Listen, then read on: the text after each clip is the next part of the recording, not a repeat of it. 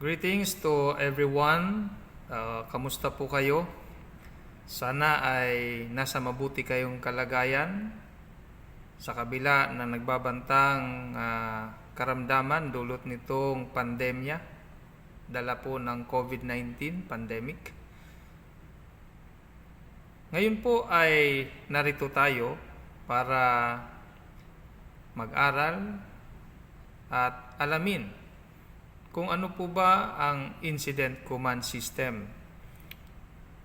Ang paksa ng ating aktibidad ngayon ay pinamagatan po nating Introduction to Incident Command System. Ang ICS po kasi ay ladderized training. So meron po itong 4 na level of training na kailangan po nating daanan.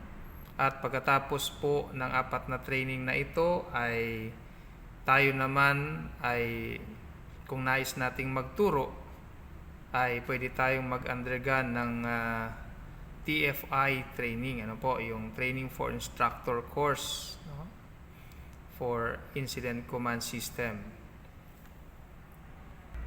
Ang sinasabi natin na ladderized courses ay ang mauna po nito ay yung Basic Incident Command System na kailangan pong mag-undergo tayo ng 3 araw. At yung level 2 naman nito ay yung Integrated Planning Course on Incident Command System. 5 araw po ang kailangan nating bunuin diyan. Ang pangatlong level po ay yung ICS Position Courses na kung saan ay pinag-aaralan yung ukol sa mga positions ng incident commander, kaya nga yung command and general staff, yung operation section chief, ni planning section chief, ni logistics section chief, ni finance and admin section chief. Yun po yung sa level 3. At 5 araw po na binubuno ng mga participants po yan. Yung level 4 naman po ay yung All Hazard Incident Management Team Training course po yan. So 5 araw din po yan. Okay.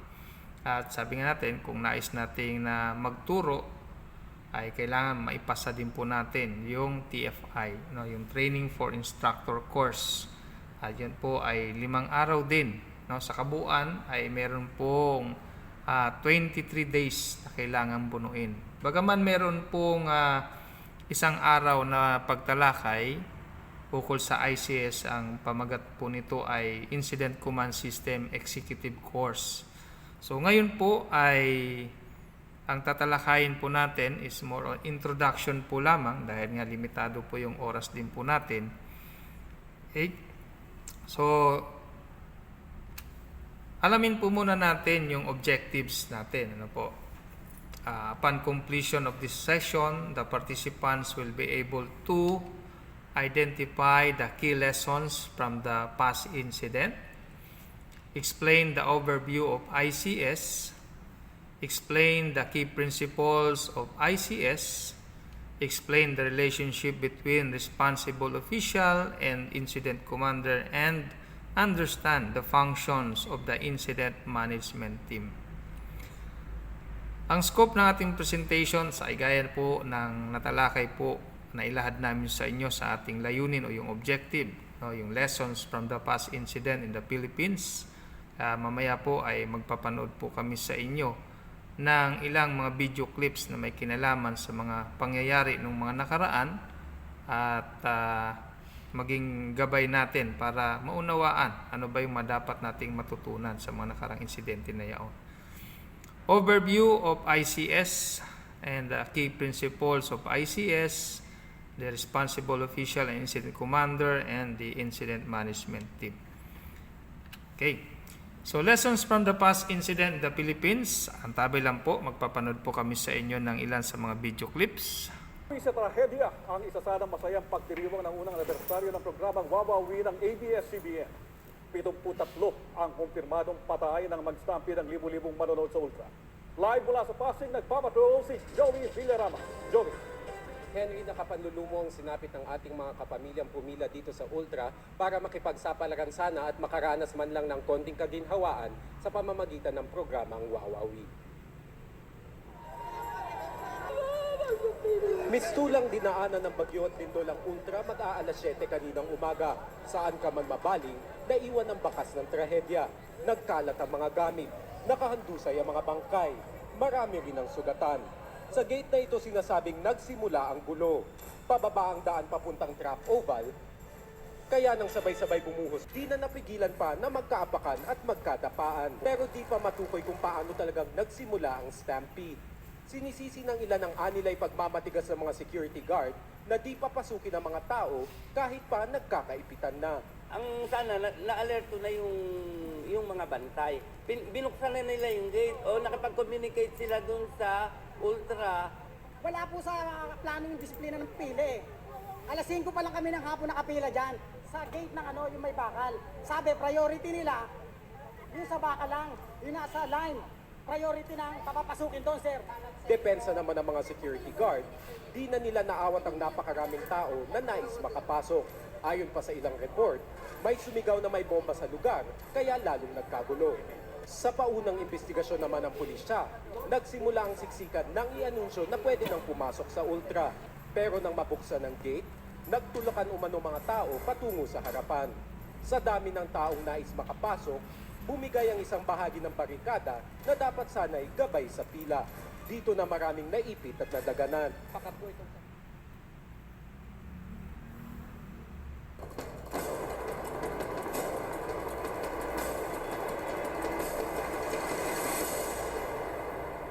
Nanawagan ng tulong kanina ang isa sa mga miyembro ng pamilyang nakuna po ng video ng ABS-CBN habang tinatangay sa San Mateo River noong araw ng Sabado. Humihingi rin po ng tulong ang local government ng San Mateo dahil halos 100,000 taga roon ang malubhang na apektuhan ng bagyo at pagbabaha. Live mula sa San Mateo, Rizal, nagpapatrol Ryan Chua.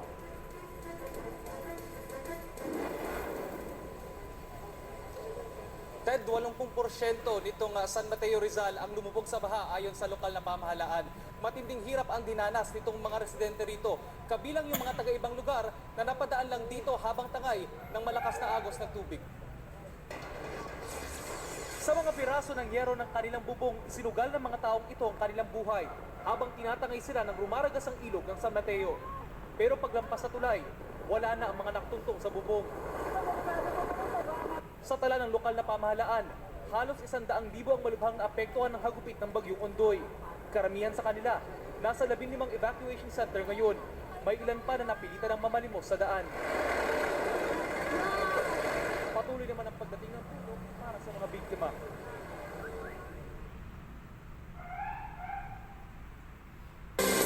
Limang taon na po ang nakakaraan ng may mang hostage ng tourist bus.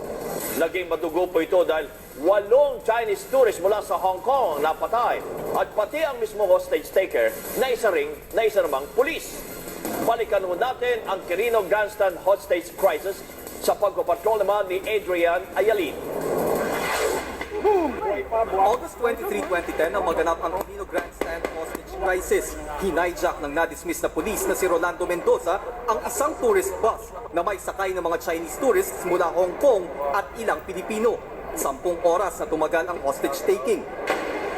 Kasama na ang 1.5 oras na palitan ng putok sa pagitan ng mga rumesponding pulis at ni Mendoza. Umaga nang kinumander ni Mendoza ang tourist bus sa Port Santiago hanggang sa mapunta ang bus sa tapat mismo ng Quirino Grandstand. Nagkaroon ng negosasyon at hiniling ni Mendoza na ibalik siya sa serbisyo. Pumagitan ang kapatid ni Rolando na si Gregorio na isa ring pulis. Pero inaresto si Gregorio. Sir! Napapanood pala ni Rolando ang live coverage ng hostage taking mula sa TV sa loob ng bus at nakita ang kapatid na inaresto. Kaya dito na nagwala si Rolando. At sunod-sunod na ang narinig na putok bago mag-alas 8 ng gabi. 8 Chinese tourists ang patay, pati ang hostage taker na si Mendoza.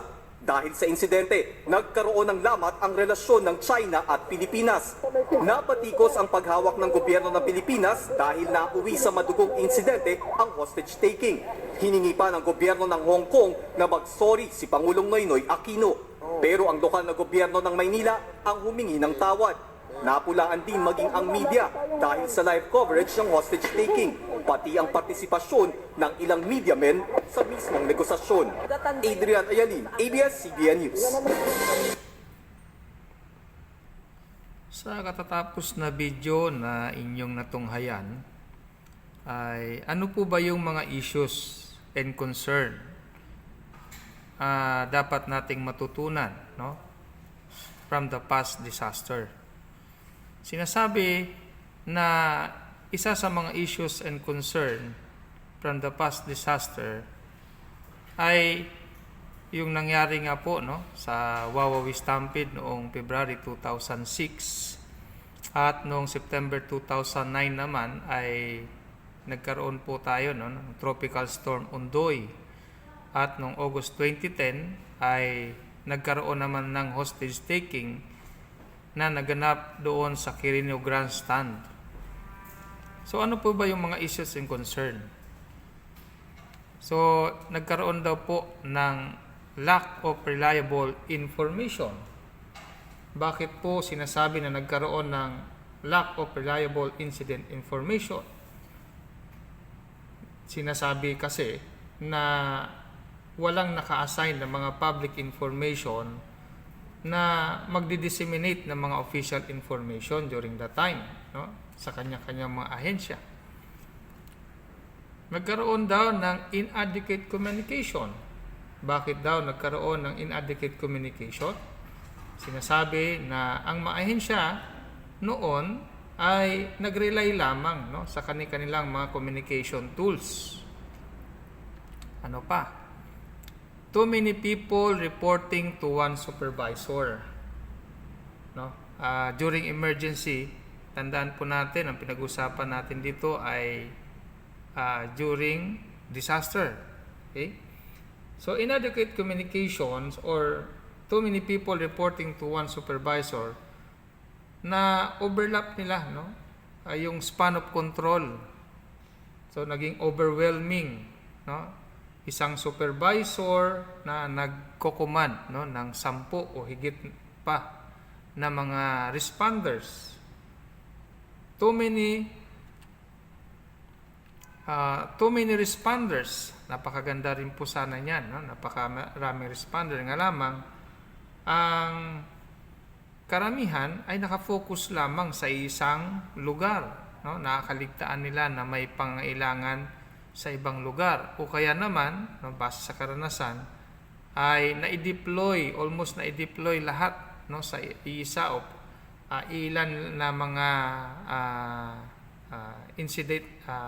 incident location.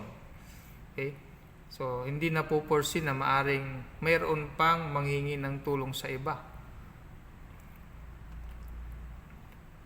Okay? Too many organization structure. Okay? So, ano naman yun? Pagka maraming organizational structure. So, nagkakaroon ng, siyempre, ang bawat ahensya ay mayroong kanya-kanyang organization structure na sinusunod. No? Na maaring nagkakaiba-iba, no? Yung mga chain of command and authorities. So, ilan yun sa mga nagiging dahilan, kaya parang ang hirap mag-meld, no? Ang hirap mag-join kasi may iba-iba silang mga sinusunod na mga patakaran during that time. No check-in procedure. So, no check-in procedure, no? Most of the ground responder act as the freelance, no? So, they respond on their own without accounting their actions. So, ano ba yung nakita nating problema dito? So, pagdating sa area, diba, ay sugod lang ng sugod. No? Hindi nila inaalam kung sino ba yung unang nag-manage na doon sa insidente? Dahilan kung kaya nanineglect nila, no, yung mga hazards doon sa area na maaring maglagay sa kanila sa peligro. Alam naman natin yan, may mga insidenteng ganyan, di ba? No? Ano pa po? Uncoordinated planning, no? So, dahil nga sa no check-in procedure, so hindi na i-coordinate na yung mga resources na dumating ay may capability pala na mag-manage ng ganitong problema. O kaya naman ay so dito sa uncoordinated planning, no mechanism to harmonize interagency planning sa sitwasyon na yung mga structures, may mga kanya-kanyang responders nga, no, may kanya-kanya silang mga strukturang sinusunod, no, may kanya-kanya silang mga yung mga boss na sinusunod, no. Hindi dahil sa hindi natitipon yung mga boss sa isang lugar, so nagkakanya-kanya. So isa 'yon sa mga naging dahilan para hindi nagkakaroon ng uncoordinated planning during management of the incident or the event. Ano pa po? So unclear lines of authority. So di malaman kung sino ang susundin. O babalikan nga natin. So kung mapapansin mo dito, may mga domino effect ito, no? So, yung struktura, mayroon silang kanya-kanyang chain of command. So, utos dito, utos doon, na minsan pa yung mga responder na kung umasta ay parang boss, di ba? Kung dahil sa hindi ka pamilyar doon, akala mo, siyempre sinusunod mo kasi akala mo boss, di ba? So, ano pa po? Terminology difference. So, sa terminology differences, very common ito doon sa mga gumagamit ng radyo, di ba? So, sa bawat ahensya, no, may kanya-kanyang struktura, may kanya-kanyang mga protocols, di ba? May kanya-kanya silang mga radio codes, di ba? 10 codes. Yung gumagamit ng radio, unaware siya na ang kausap niya pala ay hindi ganun ka-familiarize doon sa paggamit ng radyo. Diba? Yung magamit sila ng 10 codes, hindi na intindihan ng kausap nila yung mga 10 codes. Okay? Ano pa? Unclear objectives. Ayan, very common. No? So, karamihan sa mga rumiresponde ay naisama lang. Diba? Nahugot lang dahil nga wala nang ibang mahugot. Diba? Yung mga nahugot na tao ay hindi alam, no? Kung saan sila dadalhin, no? Ano ba yung pupuntahan nila? Ano ba yung mga gagawin nila? Hindi malinaw sa kanila yung layunin kung bakit sila nandun, bakit nila ginagawa yun. Unclear who is in charge. Ayan, isa yan sa madalas na encounter. Unclear line of authority, unclear who is in charge. No? So, normally sa ganitong sitwasyon, makikita mo naman dyan. Kapag ang isang insidente ay naging matagumpay, di ba? Inaako nila na sila umano ang nagmamanage noon. Pero kapag ang isang insidente ay nag-fail, no? Nagtuturoan na ngayon, di ba? Kung sino yung pananagutin. Okay? So, confusion. So, normally nagkaroon ng pagkalito, di ba? So, hindi malinaw kasi yung layunin, bakit sila nandoon. Hindi alam kung sino ba yung in charge doon sa sitwasyon, no? Political intervention, yan, isa yan, very common, no? Dahil may mga ilan sa mga politiko natin na maaring sinasamantala o sadyang sinasamantala yung pagkakataon para sila ay makilala. Ano po? So, ilan po yun sa mga issues and concern na nakita natin para, dapat mabigyan ng solusyon. Okay? So, ang isa sa nakikitang mabisang solusyon ay ilatag itong ICS. Ano po? Ano ba itong ICS? So, define muna natin yung incident. pag sinabi nating incident, is an occurrence caused by either human or natural phenomena that requires response actions to prevent or minimize loss of life or damage to property and the environment. So, pag sinabi natin insidente, di ba, mga pangyayari na maaring gawa man yan ng tao o ng kalikasan na nangangailangan ng agarang pagtugon na sa layunin na maiwasan, mabawasan, no, yung pagkawalan ng buhay, ng pagkasira ng ari-arian at ng kalikasan. Ngayon, alamin naman natin, so naintindihan na natin na yun pala yung insidente, no? Requires response action. Alamin naman natin, ano ba yung ICS? ICS is a standard on-scene, all-hazard, no? Standard, pag sabing standard, ano yan? Universal, di ba? On-scene, all-hazard incident management concept that can be used by all response group. Ibig sabihin, no? Lahat pwedeng gamitin, no? Yung konsepto nitong ICS. Okay? So pag sinabi nga ulit natin na standard, no, it is a universally accepted concept, no, a response mechanism that attuned to the international guidelines, no? Yun yung standard. Pag sinabi naman nating on-scene, so dapat nandoon ka sa panangyari ng insidente, no? On the spot. No? Pag sabi namang all hazard, no? Lahat yan, lahat ng gagawin mo kasi may hazard, no? Can be used for all types, whether natural or human-induced man yan. Okay? So, all response group, no, ICS can be used by practically all stakeholders, no, whether government man yan or non-government. So, ICS allows user to adopt an integrated organizational structure for response. No? Integrated means kaya mong mag-join, no? Kahit anong structure man yan, magiging madali sa'yo. No? So, most of the time, naiintindihan mo na may kanya-kanya silang mga struktura, yung iba-ibang mga ahensya. Pero kapag nagmamanis o ikaw ang maglilid na magmamanis ng isang insidente, no, magiging madali sa iyo na pagsasanibin mo yan sila, no, into a common goal. Okay? Ano naman ang purpose ng ICS? So, isa-isahin natin. So, sinasabi na ang primary purpose ng ICS is to ensure the safety of responders and others. Ano po? Kaya nga, ang pangunahin na inilalatag na objectives kapag may mga event or incident ay yaong ensure the safety of the responders and the delegates kung yan man ay event, halimbawa yung APEC, yung APEC Summit o yung mga iba pang mga event na mga big event, ika nga, no?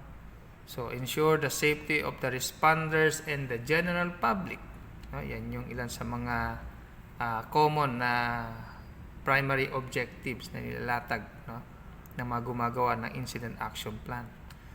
Achievement of tactical objectives, no, pag sinabi nating tactical objectives, it is the actions that being applied, no, in order to achieve the objective, no. Example niyan is conduct search, rescue and retrieval, diba? Okay, so ilan yun sa mga example, no, ng mga paano ba mag-achieve ng mga tactical objectives. Then, efficient use of resources. No, pag sabi natin efficient use of resources, basically, nailalatag mo base sa pangailangan kung ano man yung mga resources na kailangan on the ground, lalo na ni operations. Okay? So, ano naman ang benepisyo ng ICS? So, ICS meets needs of any kind or size of incident. So, kapag ikaw ay trained na ng ICS, no, magiging madali na sa'yo no, malaki man na insidente yan o simple to complex incident, magiging madali sa yung i-manage as long as nandiyan din yung mga available, yung mga resources. At siyempre, yung mga tao na maaaring mo makatuwang capable enough to manage the event or the incident. Allows rapid melding of different personnel. Sabi nga natin kanina, magiging madali mo nang i-manage, no? Kahit magkakaiba silang mga agency galing, no? May kanya-kanya silang mga strukturang sinusunod, no? Magiging madali na sa'yo, no? Considering siyempre yung report doon sa mga kasama mo from different agency. And provides accountability, no?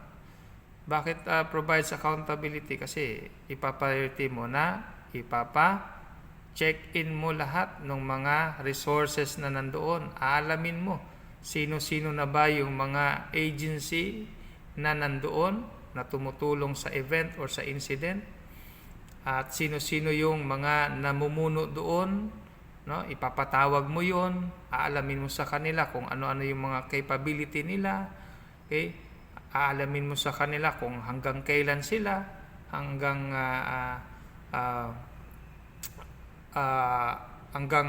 saan yung kaya nilang ibigay na tulong, no, sa'yo kung ikaw man ang magmamanage ng event o ng incident.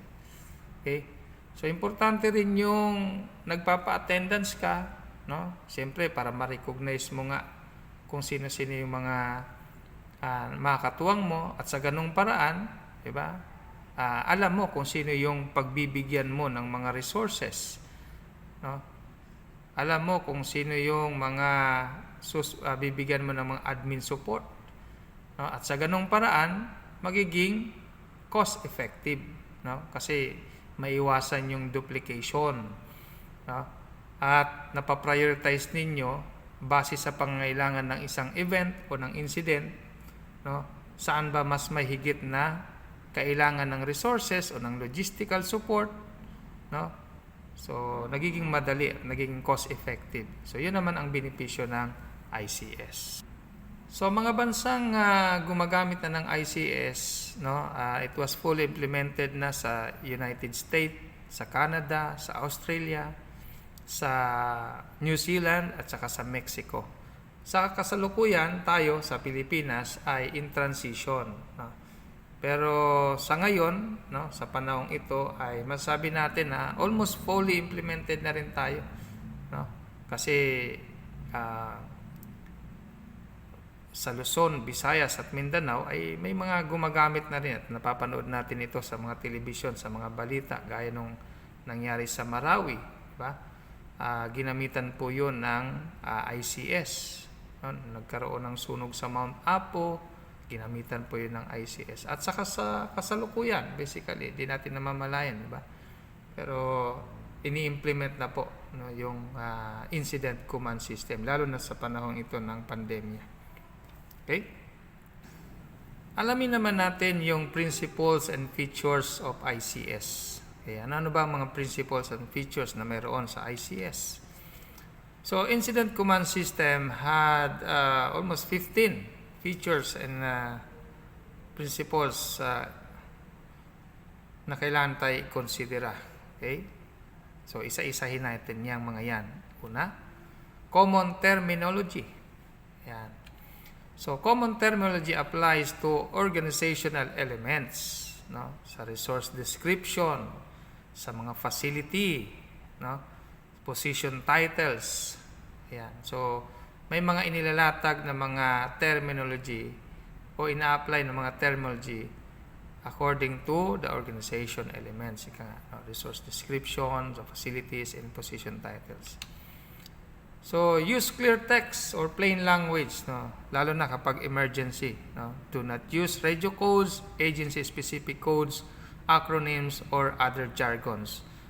Bagaman, no, sa karamihan, mas mainam, no? Sabi natin, mas mainam na wala pang emergency ay napapamiliarize na tayo doon sa mga radio codes, no? Doon sa mga agency-specific codes, lalo na kapag may mga secrecy di ba, na kailangan tayong ingatan.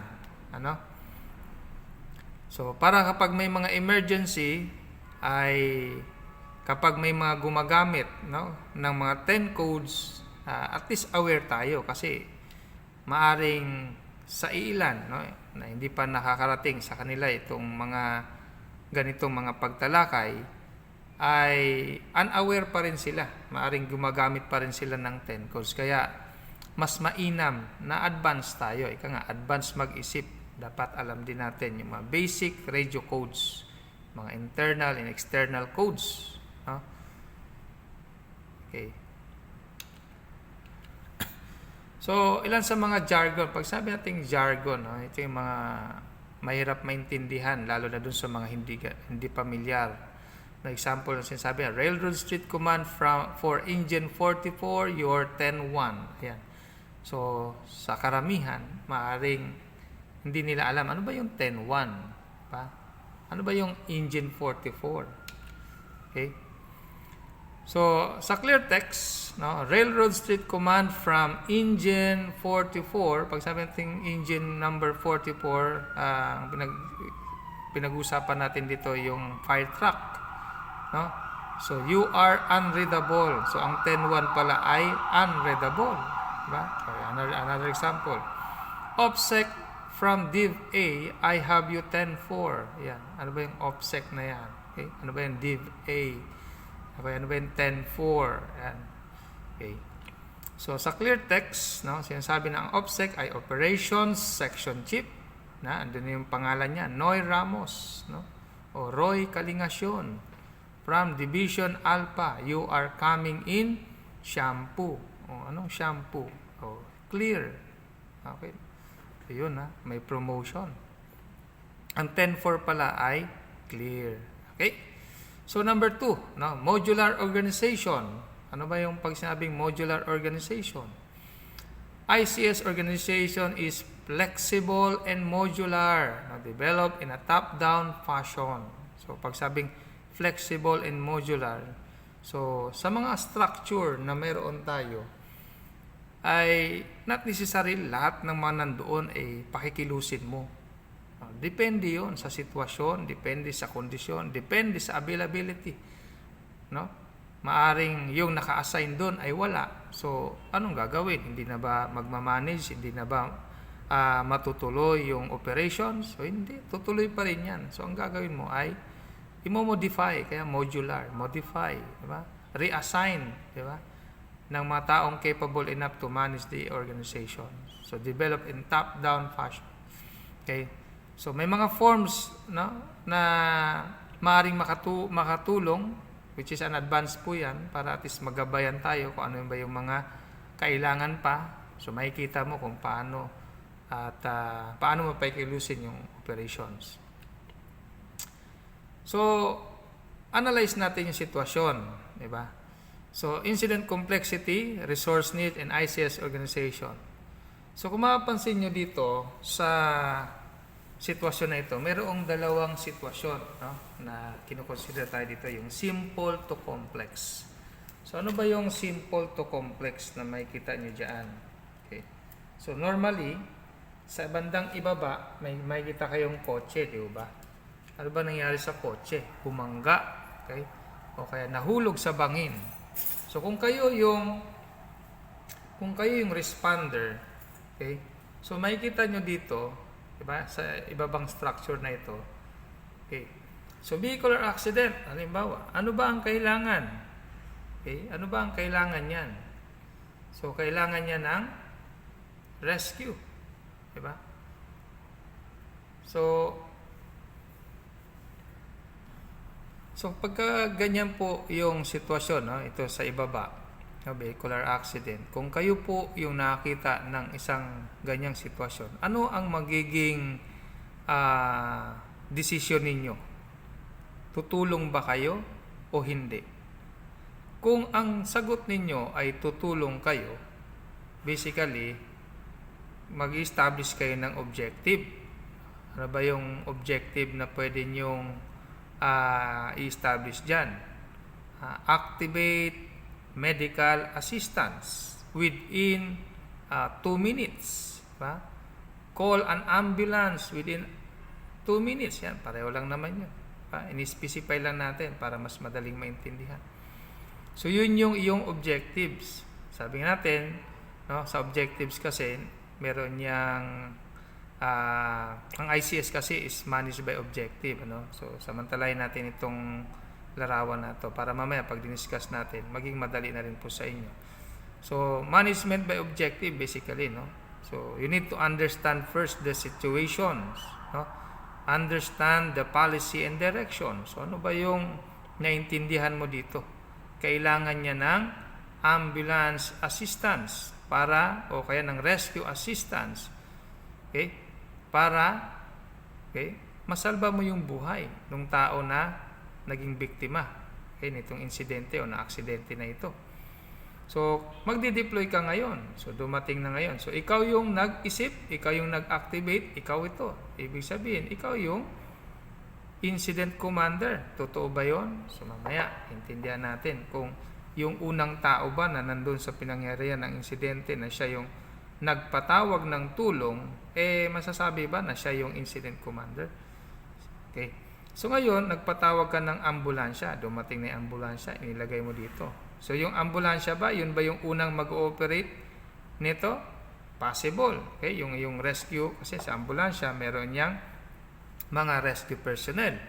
So, yun yung mag-ooperate. Okay? Di mo na mamalayan na yung una mong itinawag, yun na yung mag-ooperate para sa'yo. Di ba? Pero sa kasalukuyan, kung wala pa yung mga ipinatawag mo, the possibility na utos mo, sunod mo. Okay po? So, ano pa ba yung kailangan mo dyan? The possibility na kailangan mo pa ng police assistance. Okay? Sa ganyang sitwasyon, possible, kailangan mo mag-activate pa ng police assistance o kaya ng traffic enforcer. No? Kung vehicular accident nga po yung ganyan. Para mag-imbestiga, pwedeng mag-direct ng traffic. Diba? So, yun po yun.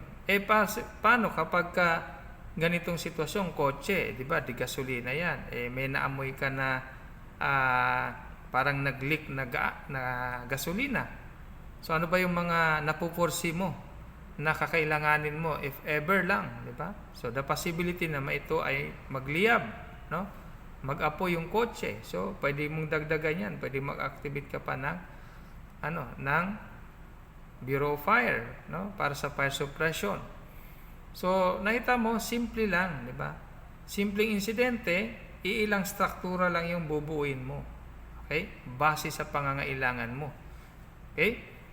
Pero, kapag naging complex na, kagaya na nakita ninyo dito, no, ito ay isang insidente ng pagsabog, no, sa ibang bansa. So, ano ba ang nakikita mo pagkaganyan? The possibility na marami ang casualty dyan. No? Pag sinabi natin casualty, either death, injured, or missing. No? General term kasi yun. No? Yung casualty. Okay? So, hindi po yung pagsagot ni sa tanong na kung ano isusuot, ha? Yung ano isusuot? Casualty. Ayun, walang signal. Yun, may tumawa. Connect. So, pagka ganito ang sitwasyon natin, the possibility, kailangan natin ng maraming ambulansya. Ambulansya lang ba? Hindi. Normally, kailangan mo ng police, no? Kailangan mo ng fire truck, no? Marami, no? Yun lang ba yun? So, marami pa. So, kailangan mo ng taga City Health, kailangan mo taga CSWD, kailangan mo ng iba't ibang mga sektor na maaring makatulong sa iyo, di ba? Yung sa Meralco, sa Maynila, di ba? Yung mga ganyan kasi mga water supply, electrical, yung sa kuryente, di ba? So, sa ganyang sitwasyon, makita mo, magiging complex, lalaki yung struktura na kailangan mong buuin o paganahin, no? Base sa pangailangan ng sitwasyon. Okay? So, yan po yan. So, for a large disaster, no, all units activated. So, mapapansin mo, no, ito yung sinasabi natin na 5 managerial primary functions, di ba? So, the command, headed by the incident commander, no? The operations, headed by the operations section chief. Planning, headed by the planning section chief. Logistic, headed by logistics section chief. And the finance, headed by the finance and admin section chief. So, syempre, may kanya-kanya silang mga subordinates under their section. Okay? So, management by objective. ICS is managed by objective. Okay?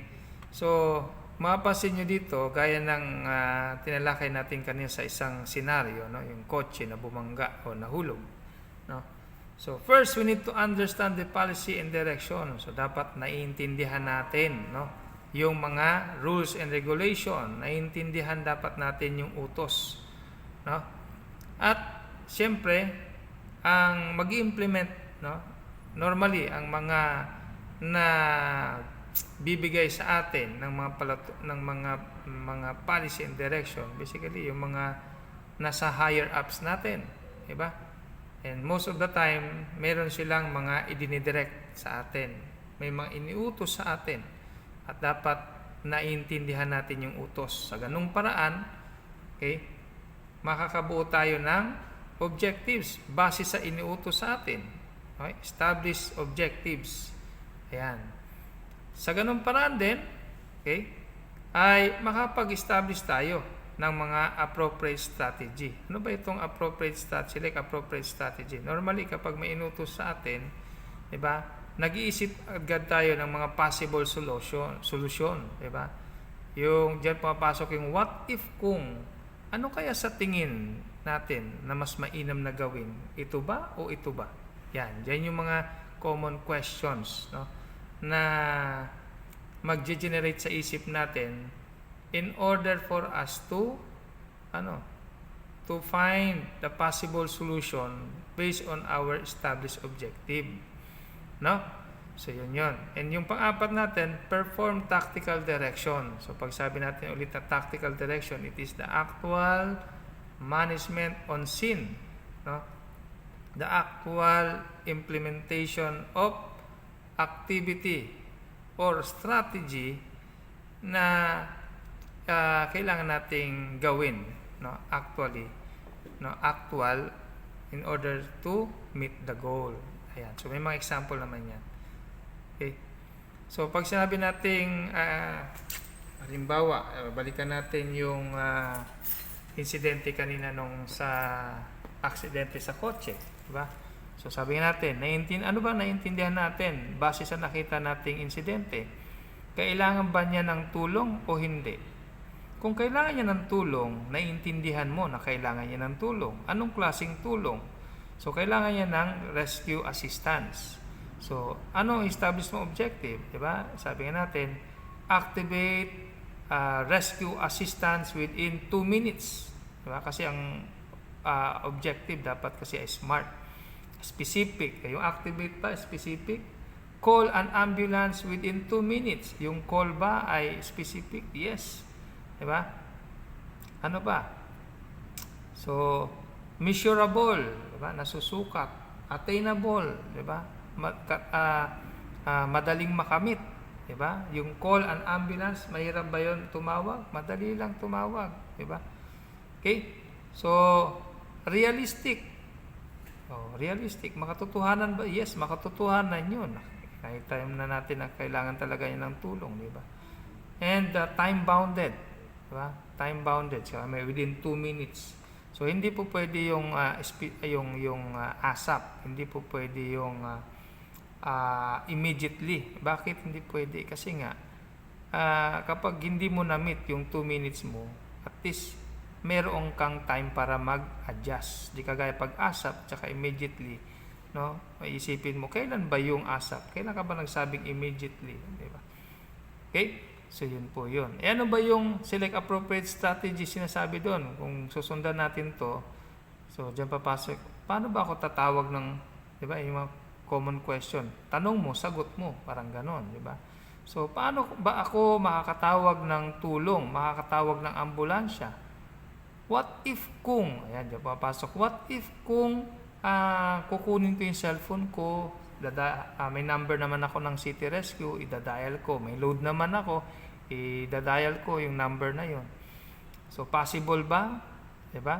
So yun yung what if, 'di ba? Yun yung mga possible solution mo na maaring ma-meet mo yung goal. Ano ba yung goal mo? Ito. Yung number 1 mo. Kailangan niya ng rescue assistance, 'di ba? Okay? So, paano sir? Wala akong cellphone. O may cellphone ako, walang load. Adi, ano yun? What if kung tatawagin ko si Juan de la Cruz? Ayun, yung paparating na si Juan de la Cruz. Yung nakaputing polo shirt. Yung naka polo barong. Diba? Baka meron siyang cellphone na may load. Ibibigay ko yung number sa kanya para i-dial niya.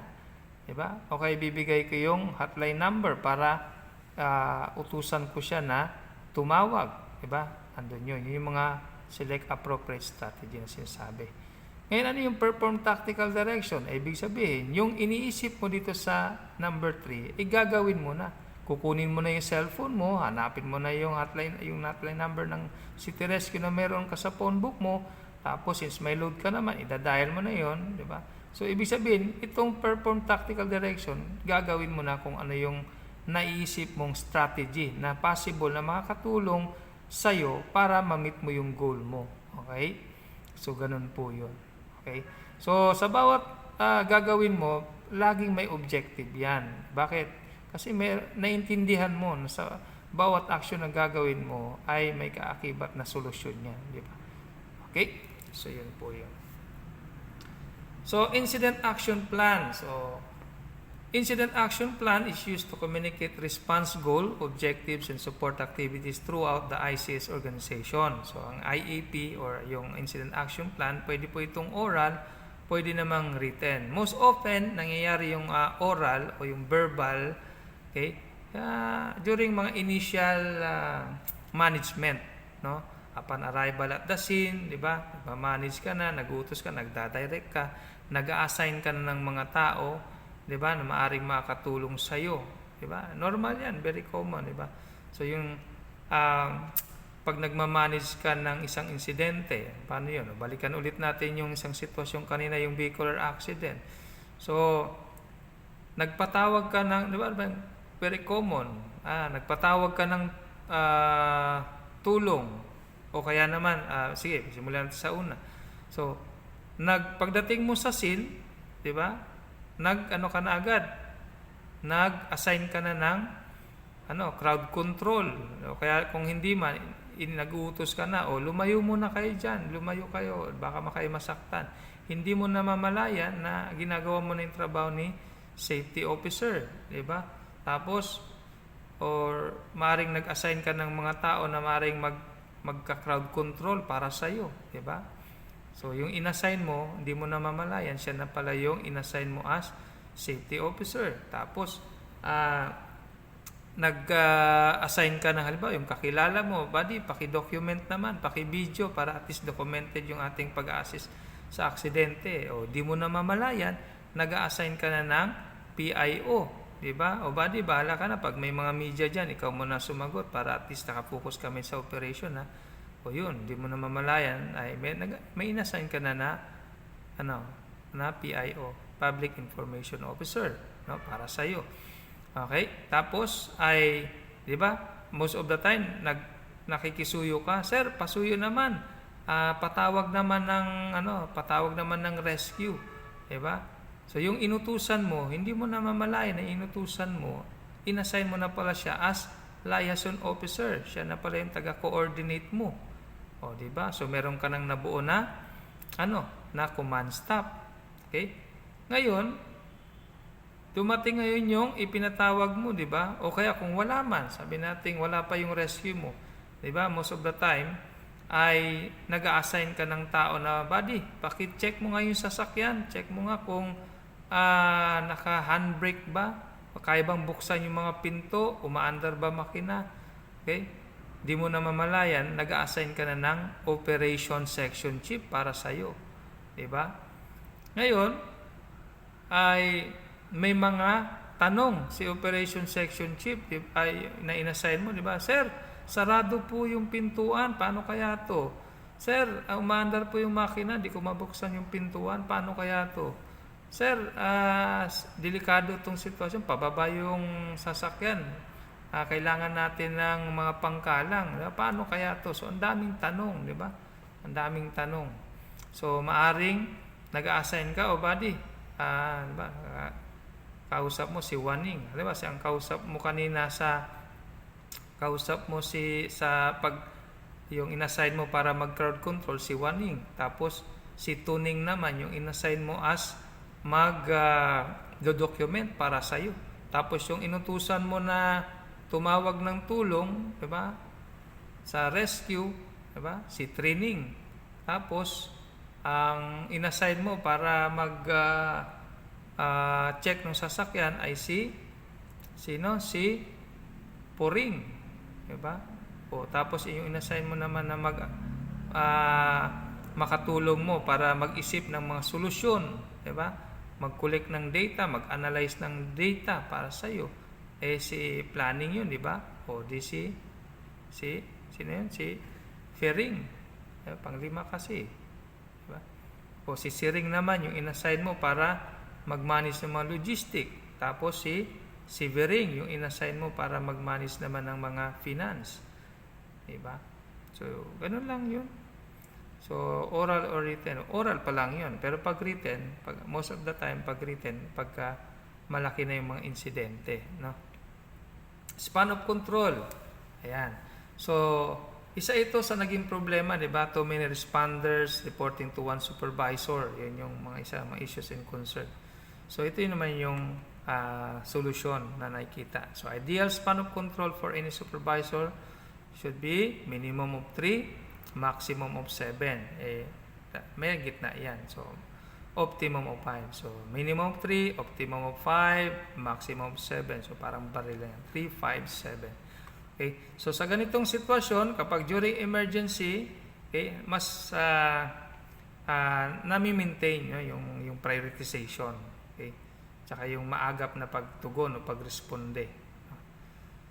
So, alin na mas effective dyan? So, mas effective basically yung nasa kanan natin. No? Bakit mas effective yun? Kasi nga, nasusulat yan. Basa-basa rin. No? Effective span of control. So, pagka ganito ay kapag may problema ito, okay, so report siya dito. Kung kaya naman yung solusyonan, mas mainam at information na lang yung marireceive nito. Okay, base sa solusyon na ginawa nito. Kung hindi kayang solusyonan nito, that's the time pa lang na iangat niya. Okay, so hindi kagaya dito, pag lahat ito sabay-sabay na nag-report, no, sa isang supervisor, diba, possibly dangerous po yan. So, span of control, do not combine functions for one organizational unit. So, mas mainam ay one position, one responsibility. Isang tao. No? Sa isang tao, dapat isang position lang muna ang i-assign mo. Okay? Huwag magdodoble kasi mahirap po yun. Okay? Incident facilities and location. So, incident facilities and location, so established based on the requirements and complexity of the incident. So, normally, ay kapag may mga insidente, so, nag-establish agad tayo ng incident command post. Kasi dito sa incident command post, dito nagtitipon yung mga utak. No? Ibig sabihin, dito i-meet up yung mga leaders ng iba-ibang mga agency. Dito binubuo, no? Dito nagkakaroon ng reorganization. Dito ginagawa yung ini-establish yung IC structure. Sino ba yung magiging incident commander? Sino ba yung magiging command and general staff? Okay? Dito pinagpaplanuhan kung ano yung mga possible solution to doon sa incident or sa event. Okay? So naglalatag din ng mga staging area, no? Ibig sabihin dito inilalapit mo yung mga yung mga resources malapit doon sa pinangyarihan o yung mga area na kailangan ng respondihan. Okay? So, doon mo nilalatag. Okay? Parang sinasabi na ang staging area ay anak ni incident command post. Okay? So, kailangan din mag-establish ng base. No? Normally, kapag mga big event na yan, so ang base, ito yung pansamantalang lokasyon, safe na lugar na kung saan ay pwedeng dyan inilalatag yung mga resources mo, no? O kaya ito ay maaaring magiging pansamantalang lagakan ng mga unavailable resources. Maaring may mga sirang gamit o kaya kapag for medications na mga personnel. Okay, pagka hindi personnel, sa ibang area yon. Okay? So, camp. So, yung camp, ito yung mga sinasabi na ang camp ay parang anak ito ng base, no? Ito yung pansamantalang lokasyon, no? Ito ay movable basically.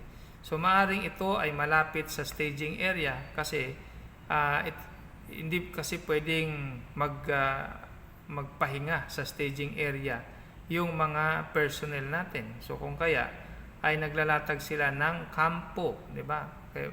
Parang temporary tent na kung saan doon sila pahingahan, no, ng mga personnel natin o kaya pansamantalang lugar na doon muna ilalagak yung mga sirang gamit, no, habang nag-aantay ng transportasyon papuntang base.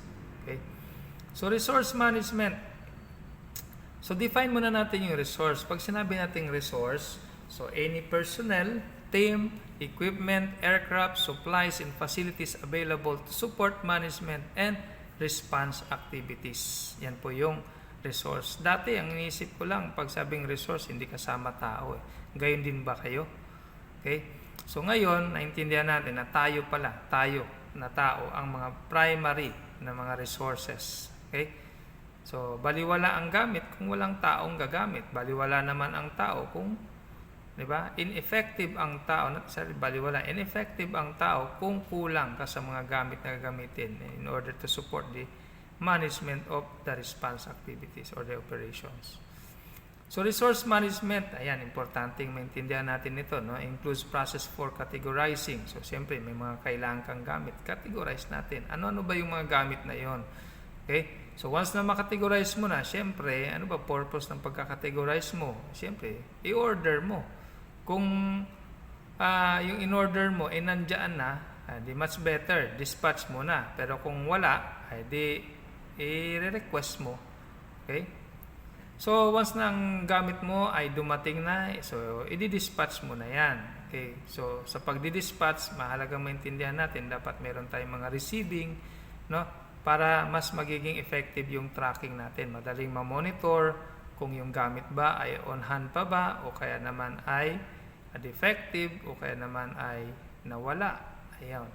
So, magiging madali ang pagre-recover kapag yung mga dinispatch mong gamit ay naka-dokumento. Okay, may mga received. Ika nga. So, pag may mga nawala, na may mga pinalitan kayo, may mga ginamit kayo, so pwede naman kayong mag-request for reimbursement. Okay? Ayan ay kung may sapat na pondo. Okay? So, integrated communications. Ano ba ito integrated communications? So, every incident needs communication plan. Yan. So, sabi nga natin, diba, nagiging inappropriate yung communication, no? Yung mga issues and concern ng nakaraan. Bakit? Kasi nga kulang sa most of them nag-rely lang sa kung ano yung gamit na meron sila, di ba? So, sample communication networks, so may tinatawag tayong command net. So, pag sabing command net, basically, yung may mga advanced communication network na set up basically na pangmatagalan na. Halimbawa, ay merong command center ng Valenzuela, command center din ng Caloocan. So command to command yung nag-uusap basically using the communication, the advanced network they have. Okay? So meron naman tactical nets. So pag sabing tactical nets, normally ang mga persons on the ground using the portable radio, no? So they communicate each other, okay, from one place to another place where they are where they have their actual operations on the ground. So support nets, pag sabing support net, so some of the radio communicators na maaring hindi kabilang sa structures na binuo mo, na maaring nag-meld or nag-join or nag-communicate, no? Somehow, may mga volunteers tayo na meron silang kanya-kanyang frequency na pwedeng mong i-link, no, to support your operations, no, yung mga support net.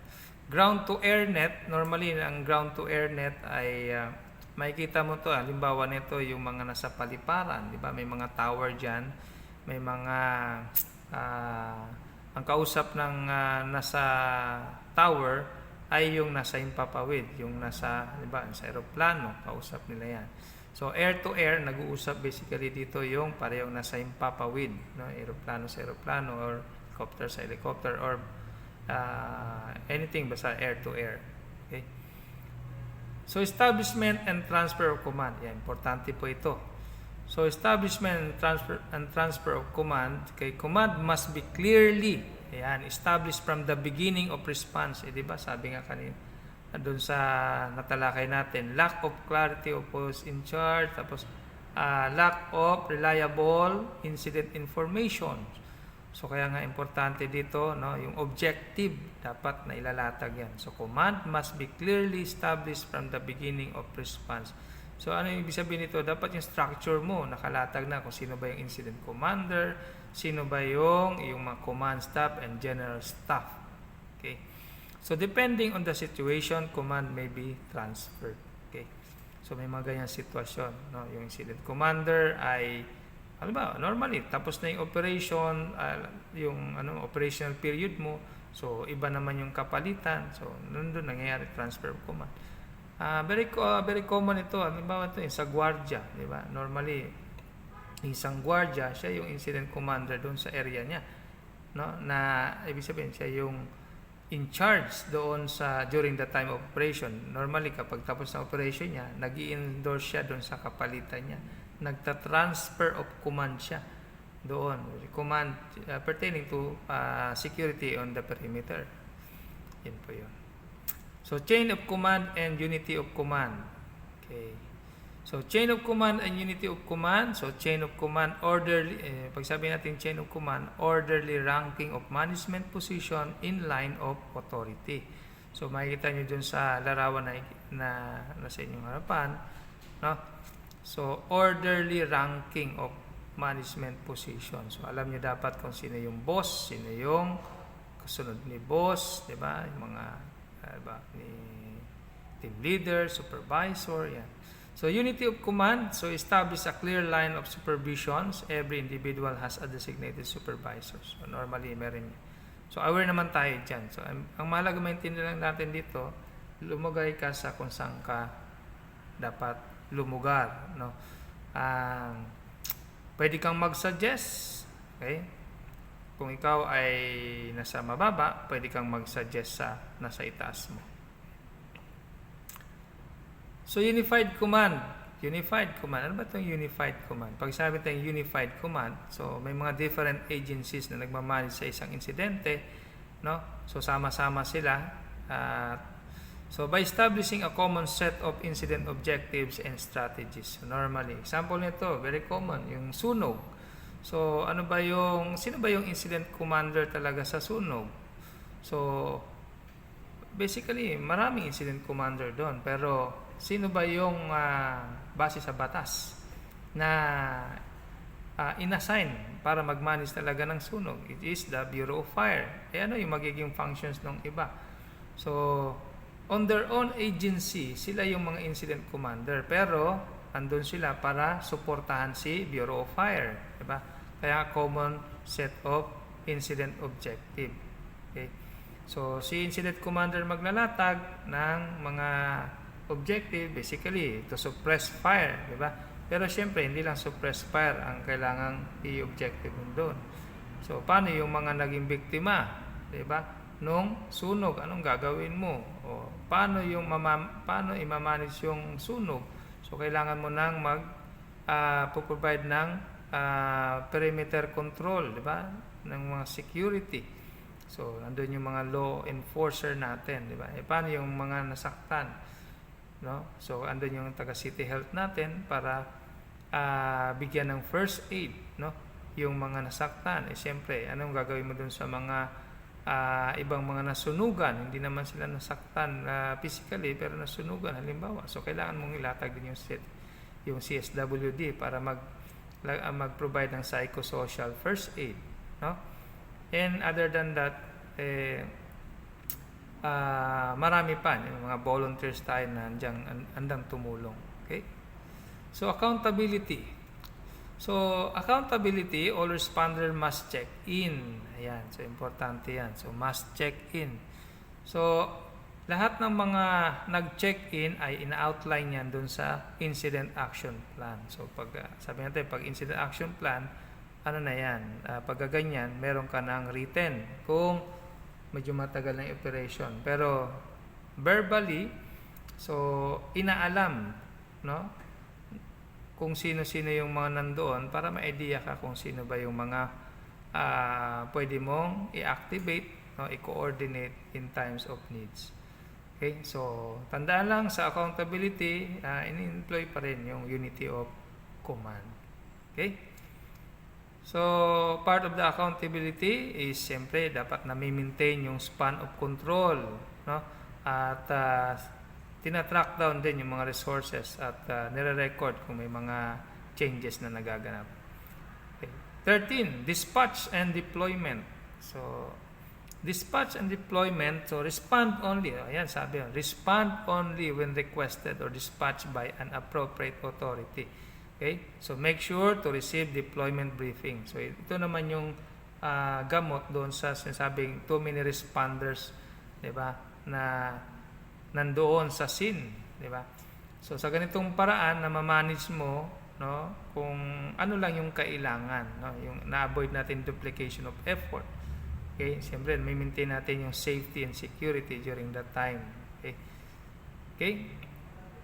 Information intelligence management. Ayan. So ano ba ang kaibahan ng information intelligence?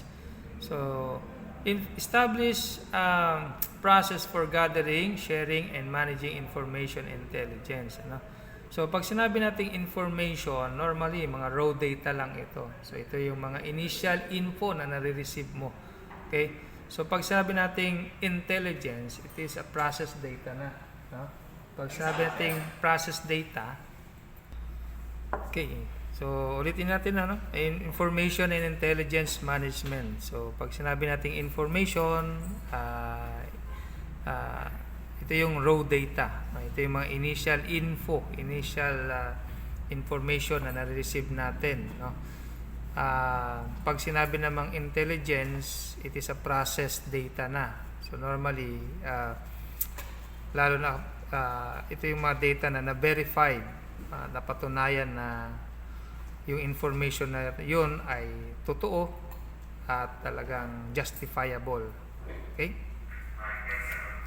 So ICS forms and tools. So sa ICS ay may mga maraming tools basically, no?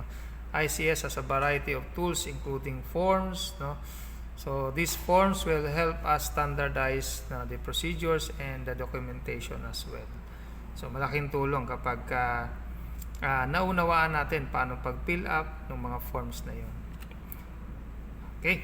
So sa mga success stories natin, basically, no, napakarami nating mga success stories na maaring masabi. Basically, lahat naman ng mga event or incident na natapos, consider natin yan sa mga success stories na basically ginamitan ng ICS. Okay? So, mga example ng mga ICS success stories natin, basically, yung Typhoon Ruby noong 2014, yung APEC meetings noong 2015, yung Mount Apo fire incident noong 2016, Marawi crisis 2017, no? ASEAN Summit noong 2017. Okay? So, yun po. So, may mga questions po ba? So, normally ay maaaring may mga tanong kayo. Maaaring hindi ko masasagot ngayon. Pero, kung may mga tanong po kayo, ay pwede naman kayong mag-post ng mga questions. No? Search nyo lang po yung name ko po. No? Roy Kalingasyon. Okay. So, review lang po tayo. Summarize lang po natin yung module po natin. No? So, the establishment of ICS is mandated po ito ng Office of Civil Defense as provided po, no, ng Republic Act 10121 and other national issuance po. So, ICS was institutionalized, no, to address the command issues and concern regarding the response operations. Yan.